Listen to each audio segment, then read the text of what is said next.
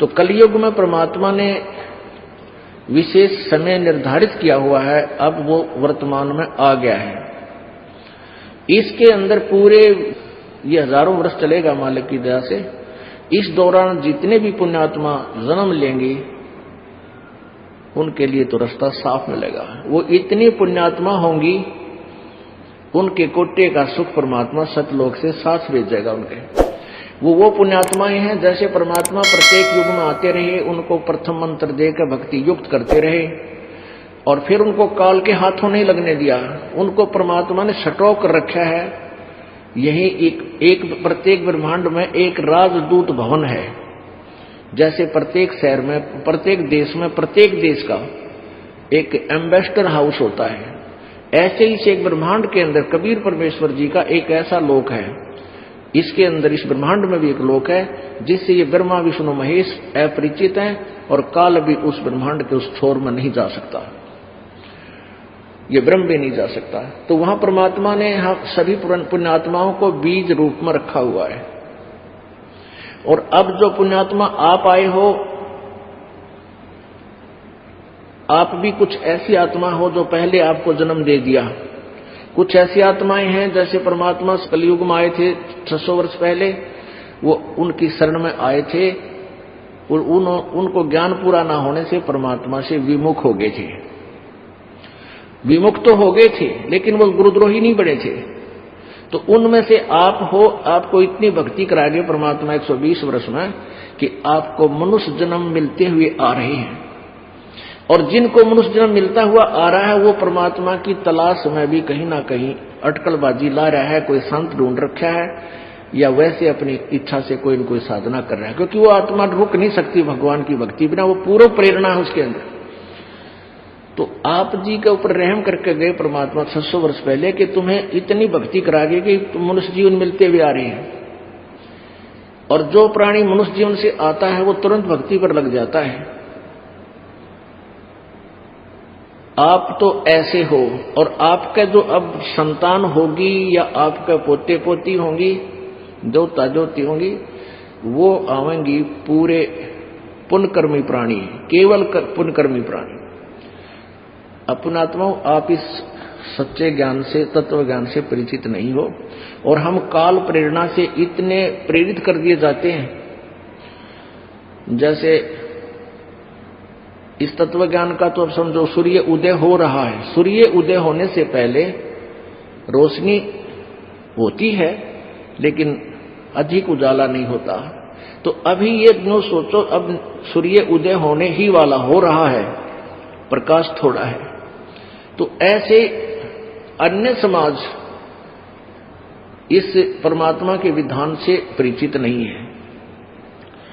अब जैसे आपके घर पर बच्चों की शादी हो, ब्याह हो गया, विवाह हुआ, तो कुछ ऐसे भी है संतान या तो गर्भमय खराब हो जाती है। हमारे दास के पास ऐसे बहुत से प्रमाण हैं और 10-5 वर्ष पहले के कि ऐसे होता रहा। वो कहते जी नाम भी ले लिया हमने तो और आपकी क्रिया भी सारी कर रहे हैं और 3 बार बच्चा खराब हो लिया पुत्र वधू का। अपनात्माओं, उसका क्या कारण है कि जो दुखदायी तत्व है, परमात्मा कहते हैं एक लेवा एक देवा दूतम और कोई किसी का पिता नहीं पूतम। ये ऋण संबंध जुड़ा एक ठाठा, अंत में सब 12 बाटा।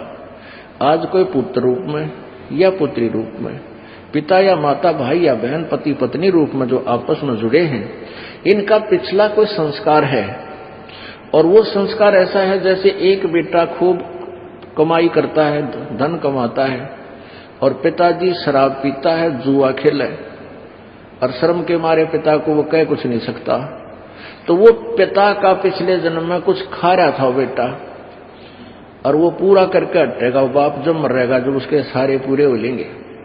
और एक ही सा बाप है कि बाप कमावा है, बेटा सारा खर्चा और खराब बर्बाद कर रहा है।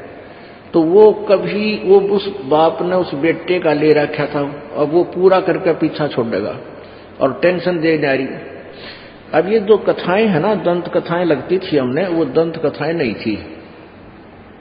वो सच्चाई है। जैसे एक व्यक्ति का एक पुत्र हुआ, उसकी पत्नी मर गई, फिर दूसरी शादी कराई, उससे एक पुत्र और हुआ, वह पत्नी भी मर गई और वो स्वयं भी मृत्यु को प्राप्त हुआ। वो दो भाई थे, एक अलग माता का, एक दूसरी माता का, और थे एक ही पिता के। तो बड़े वाले की शादी होगी, ब्याह हो गया, और छोटे वाला बीमार हो गया। छोटे वाला बीमार हो गया तो उसके लिए बहुत पैसे वैसे लगाने चाहे उन्होंने, तो दवाई असर कम कर रही थी। तो उन्होंने फिर, ऐसा ही होता है, दुर्बुद्धि जीव होते हैं, संपत्ति अच्छी थी, पति पत्नी के मन में दोष आ गया कि अब इतना खर्चा किस लिए करें, इसका ऊपर मरण दे इसने। फिर सलाह बन गई कि क्यों ना इसको, ये काफी दिनों से बीमार है, इसको खत्म ही करवा दें। एक डॉक्टर के पास गए, वैद्य के पास, उससे सारी कहानी अपनी योजना से परिचित करवाया। उस वैद्य ने भी देख ली सर्कमस्टांसिस, कोई इसका वाली वारस है नहीं, ये दो ही जने हैं और ये इसको मरवाना चाहता बड़ा भाई। उसने कहा 500 रुपये दूंगा और उसको विष दे दूंगा दवाई के अंदर, ये घंटे भीतर मर जाएगा। राजी हो गए, 500 रुपये दे दिए।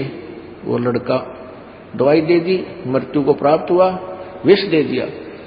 तो सभी और अड़ोसी पड़ोसियों को पता ही था भी बीमार है, मृत्यु होगी, सवा कर दिया, संस्कार कर दिया। अब कुछ ही दिनों में, 1 साल 1 वर्ष के बाद उनके संतान होगी, पुत्र प्राप्त हुआ।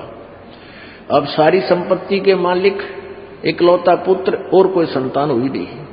उसकी खूब केयर टेक रखें, खूब बढ़िया आहार खिलावें, फल काजू किस्में दूध, यानी गिने दिनों में वो शीघ्र ही स्वस्थ बच्चा जवान हो गया।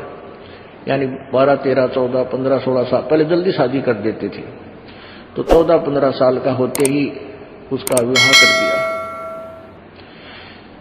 दिया। विवाह होते ही वो लड़का बीमार हो गया। अब पहले तो भाई था और वो भी सौतेली मां का, उसको तो उसने सोचा इसका टंटा कटवा दूं, क्यों पैसे खर्च किए। अब वो पुत्र, वही आत्मा फिर पुत्र बन के आ गया। अब पुत्र प्यारा लग गए, सारे यानी खूब कर्जे ले कभी दवाई करवाई, कोई राहत नहीं मिली। देश विदेश जहां भी जिसने वैद्य, झाड़ा झपटा, जादू टोने, जो भी जो करता था सब करवाई, और लगभग आधी जमीन सेल भी कर दी उसके ट्रीटमेंट पे। एक दिन जब देखा कि वो दोनों बैठे बैठे रो रहे थे उस बच्चे के पास, उसके माता पिता, उस समय वो लड़का कहने लगा अपने भाई का नाम लेकर कि भाई साहब अब मेरी लकड़ी और कफन तैयार कर ले। तो वो पिताजी कहता, बेटा मैं तेरा पिताजी हूं, भाई नहीं है तेरा कोई। वो लड़का कहता, मुझे सब पता है, तू मेरा भाई है और मैं तेरा भाई हूं। जो तूने जहर देकर मारा था, जो विष देकर तूने मारा था, मैं वही हूं, और मेरा और तेरा हिसाब हो लिया। जो तेने मेरी जमीन हड़प की थी वो सारी तेरे से जा चुकी है। अब तेरा और मेरा इतना हिसाब रह रहा है, एक कफन और लकड़ियां का। अब कर ले तैयारी, अब मैं मरूंगा। अब उसका समझ में आ गई वो बड़े भाई का, अब भाई हमने कराया तो जुल्म था तेरे साथ, और जैसा हमने किया आज हमारे साथ ठीक हो गया, इसका आगे कोई संतान होती नहीं। 14 साल हो गए और हमारा तो कुल नाश हो गया, और तो मरेगा। ठीक है, हमने जैसा किया वो भोग लिया, पर एक बात बता मेरे भाई, जो लड़की तेरे शादी होकर आई है इसका क्या दोष है? अब सती प्रथा थी उस समय कि पति मर जाता था, लड़की को साथ सवा कर देते, जलाया करते जिंदा। अब यह जिंदा फूकी जाएगी, इसका क्या दोष है? तब उसने बताया कि वो डॉक्टर कहाँ है, वो वैद्य कहाँ है जिसने मुझे जहर दिया था, कि वो तेरी मृत्यु के 2 वर्ष बाद हार्ट अटैक होकर मर गया था, कि यह वही है, ये वो वैद्य है।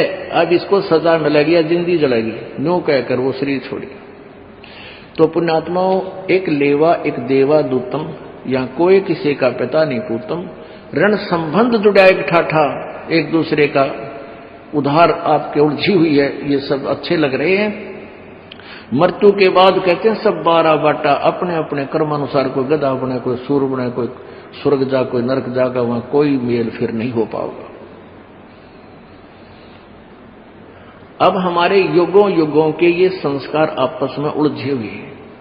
अभी उलझे हुए संस्कारों को अब आप आगे परमात्मा के उस हॉस्पिटल में, जहां तुम्हारे जन्म और मृत्यु का रोग कटेगा, जन्म मृत्यु के रोग को काटने के लिए जो भी ट्रीटमेंट डॉक्टर ने करना है वो करेगा ही करेगा। फिर मरीज ने ऑब्जेक्शन नहीं होना चाहिए, या तो फिर प्रवेश नहीं ले उस हॉस्पिटल में, एडमिट ना हुआ है, एडमिट हो जाते फिर समर्पण कर दे, कुछ भी करे डॉक्टर। अगर डॉक्टर होगा तो आपको रोग मुक्त करके छोड़ेगा। ये नकली डॉक्टर हॉस्पिटल बना रहे हैं, वो तो जीव के दुश्मन है, ये नकली संत। लेकिन ये हॉस्पिटल वो है जो आपके जन्म मरण के रोग को काटेगा, और कबीर परमात्मा ही आपका दुख निवारण कर सकता है। इन संस्कारों को सुलझाना है उसने। अब देखो, परमात्मा जो करेगा उसके तो हाथ में कलम है, वो कुछ भी लिख सकता है, कुछ भी काट सकता है। वो कबीर जी है, सतगुरु हाथ लेखनी सब बहिया, बही माने पैड और लेखनी कलम। उस परमात्मा के हाथ में आपकी पैड और कलम है। सतगुर जो चाहे सो कर ही, 14 कोट दूत जम डर ही, ऊत भूत जम त्रास निवारे, और चित्रगुप्त के कागज पाड़े। अब जैसे प्रसंग जो चल रहा था उसकी भूमिका बनाई है कि एक बेटी के 3 गर्भ खराब हो गए और दिल टूट गया उनका। बार बार ये कहते, जी देखो हमने नाम भी ले रखा है। तो पहले ऐसे कहना भी गलत है। बगैर ज्ञान का व्यक्ति ये कहेगा कि हमने ऐसा भी कर दिया, ऐसा भी कर दिया, हमें कोई लाभ नहीं हो रहा। और डॉक्टर अपना इलाज कर रहा है, वो करके छोड़ेगा। यदि वहां रहा, हॉस्पिटल में एडमिट रहा तो, और छोड़ के चलेगा तो मरो कितने जाकर। अब जैसे परमात्मा क्या करेगा, सतगुर जो चावे सो कर ही, 14 कोट दूत जम डर ही, ऊत भूत जम त्रास निवार है। यानी जो ये भूतां सता रखे हैं सभी, कोई घर खाली नहीं जिसमें प्रेत प्रवेश ना हो, और सबकी बिरानवाटी हो रही है, किसी का गुप्त किसी का प्रत्यक्ष। ये जो हानि, जैसे आदमी बैठा है और बैठा बैठा इसी मरोड़ी लाओगा भूत अंदर ते, चल उसके लो करूंगा, लड़ूंगा, जाकर लड़ाई करवा दे, लट्ठम लट्ठा दोनों थाने में होगी बिरानवाटी। तो ये अर्ज परमात्मा की शरण में हम आ जाएंगे, परमात्मा हमारे संबंध को सेट करेगा, ज्ञान रूपी डंडे मारेगा, इसको बिल्कुल सेंटर में चालेगा, इसको लगाम गाल देगा, तो फिर हमारे सुलझेड़े होंगे, ये भूत बाज जाएंगे फिर। तो कहने का भाव ये है कि परमात्मा जैसे पांडवों को जब युधिष्ठिर जी गद्दी पर बैठाए तो उनको कुछ दिन के बाद बुरे बुरे स्वप्न आने लगे। मरे हुए आदमी दिखे, हाहाकार माचरी नुआओं सर कटे हुए, तो उन्होंने यज्ञ करने की सलाह दी उनको श्री कृष्ण जी ने कि तुम्हें प्रेत आत्मा सता रही है, और उसके लिए बहुत बड़ा यज्ञ किया गया जिसमें सब देवता ऋषि आकर भोजन खा गए। वो यज्ञ संपूर्ण नहीं हुआ, उनके 3 ताप भी नहीं कटे। तो कबीर परमेश्वर जी द्वापर युग में आए हुए थे करुणामय नाम से, और स्वयं अपने से सुदर्शन का रूप धारण करके उनकी यज्ञ में गए। तब उनका शंख बजा, यज्ञ पूर्ण हुई, और वो भूत भी तब उनसे दूर हुए जब परमात्मा ने आकर उनका अन्न ग्रहण किया। कहते तुम कौन राम का जपते जापम, तात कटे ना तीनू तापम। अब हम उस प्रसंग पर आते हैं कि वो ये भी मन में हमारे नहीं आना चाहिए। ये ज्ञानहीन ही ऐसे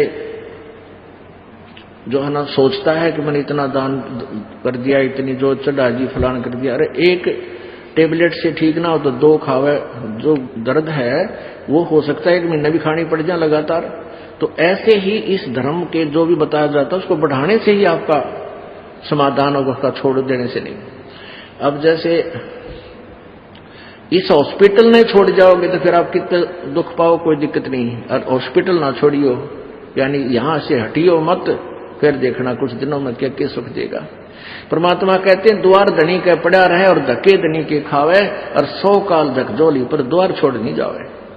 यहां से कितना तुमने झटके लग गए, नदी खाए, दो नुकसान हो गया, नहीं, वो नुकसान बहुत भयंकर होना हो और थोड़े में बच रहा है, ये सच कर मान लेना।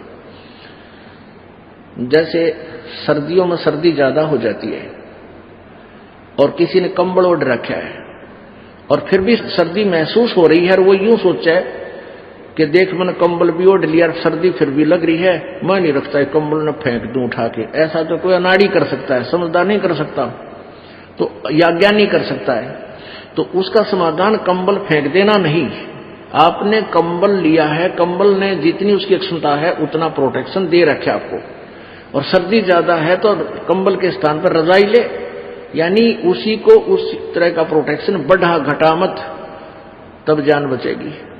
तो ऐसे ही कर्म रूपी पाप कर्मों की सर्दी आपकी ज्यादा है, और 1-2 जैसे धर्म कर्म आपको बताए जाते हैं क्रियाएं, इनसे लाभ नहीं होता, तो उसको छोड़ने से नहीं, उसी में वृद्धि करने से बात उड़ेगी। तो जैसे ये प्रसंग चल रहा है कि उस बहन के 3 गर्भ खराब हो गए, पर उनका सौभाग्य था कि वो कहीं और गई को ना, क्योंकि वो पहले से नाम ले रखे थे और परमात्मा ने पहले उनको कई सुख दे रखे थे। तो फिर उनको समझा बुझा के, क्योंकि पहले इतने थोड़ी संगत थी और बकाने वाले घने हुआ करते, फिर भी उनका सौभाग्य था वो टेके रहे। तो फिर परमात्मा ने उनको पुत्र प्राप्ति हुई, तो फिर वह सेट हो गए, यानी तीसरा जो गर्भ जो था फिर बच्चा परिफुल्लित हो। कहने का भाव यह है कि वो जो बच्चे थे वो मनमाने कोई से दुखदायी तत्व हो पिछले जन्म के आपके, बड़े होकर को डाक के मारे, को चोरी करे, को बहू न सता दे, अब लड़का मर जा सारे जेल में, मन इस प्रकार का कोई दुखदायी तत्व था, तो परमात्मा ने उसका पहले ही फैसला आपका कर दिया, क्योंकि आपको परमात्मा ने अपना मान लिया, और अपना के साथ फिर वो किसी तरह ट्रीटमेंट करे, कितना ही उसको। बोलो सतगुरुदेव की जय हो।